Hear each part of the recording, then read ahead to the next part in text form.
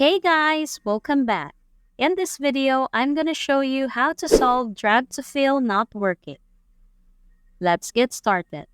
Here, we have a cell with the number 1. Ordinarily, you'd expect to see an autofill handle to drag it down, but it's missing. The cursor remains unchanged. I want to effortlessly drag this number down to fill adjacent cells or copy formulas across columns.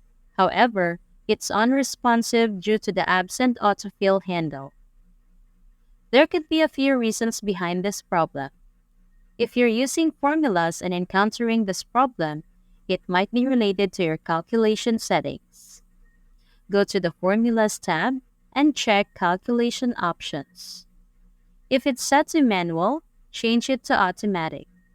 This could resolve the issue by allowing the autofill handle to function. While my settings are already on automatic, but I can't access the autofill handle. There's another setting where you can turn on autofill handle or turn it off. Here's how to do it. Click on the File menu, then select Options and Advanced. Here, you'll find Enable Fill Handle and Cell Drag and Drop.